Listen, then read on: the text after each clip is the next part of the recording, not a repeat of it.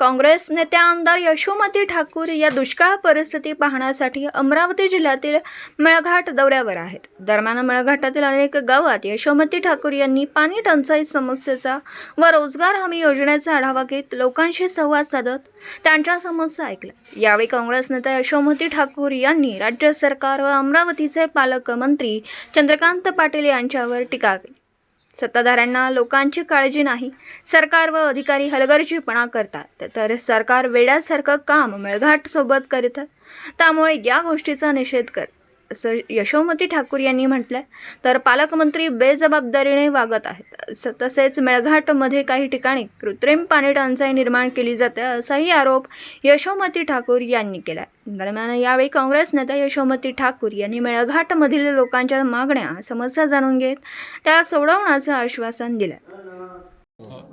ताई, तुम्ही मेळघाटातील समस्या जाणून घेण्यासाठी दौरा करताय, काय नेमक्या समस्यांना तुम्हाला इथे दिसताय आणि काय तुम्हाला वाटते, काय उपाययोजना होणं गरजेचं आहे? इथे आम्ही आलेलो आहे कारण प्रदेश अध्यक्षांनी आम्हाला निर्देश दिले की तुम्ही दुष्काळची परिस्थिती आहे आणि जे सत्ताधारी आहेत त्यांना अजिबात कशाचंच टेन्शन हे लोक घेत नाही आहेत। वस्तुस्थिती आहे की इलेक्शन झालेत आणि त्याच्यानंतर ही जी मोठ्या प्रमाणात पाणी टंचाई पडली, जलजीवनची कामं महाविकास आघाडी असताना मंजूर केले ते इनकम्प्लीट ठेवलेले आहेत।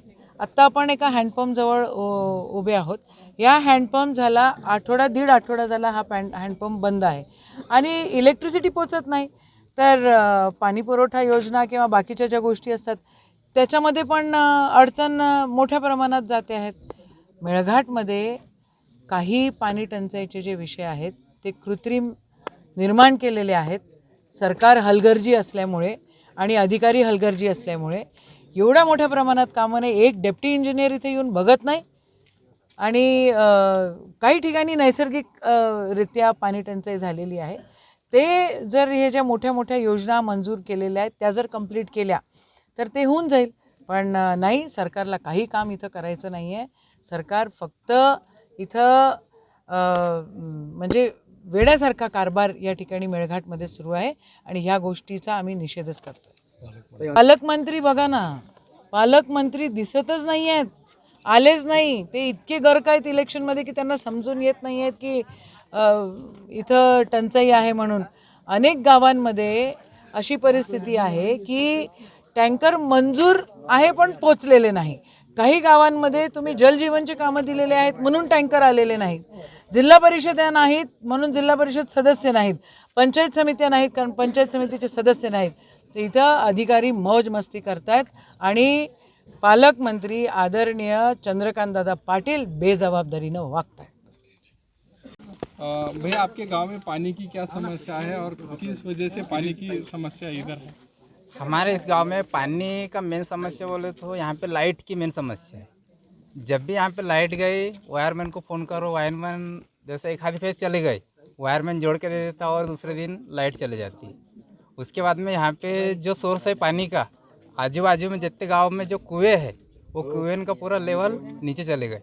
और जो हैंडपम्प है, हैंडपम्प भी जैसा 2 हफ्ते हो गए बंद है, और एक हैंडपम्प गांव के अंदर है वो भी ख़राब है, उसमें जैसा पानी नहीं है। अब इसके पहले टैंकर चालू होती थी अपने गांव में, लेकिन यहाँ पे जल जीवन का जो काम चालू है वहाँ से पंचायत समिति से 2 अधिकारी आए, उन्होंने यहाँ का पानी देखकर गए, कुएं में पानी है लेकिन वहाँ से पानी लाने के लिए लाइट नहीं है, जैसा मोटर में लाइट नहीं है तो पानी नहीं आती।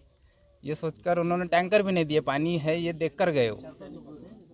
और मनोहर इडपाचे, सरपंच का मिसेस हूँ मी। माझं नाव वैशाली विकास शिवनाते आहे। मी बगदरीला राहते आणि 2 महिन्यापासून या गावामध्ये पाण्याची समस्या आहे।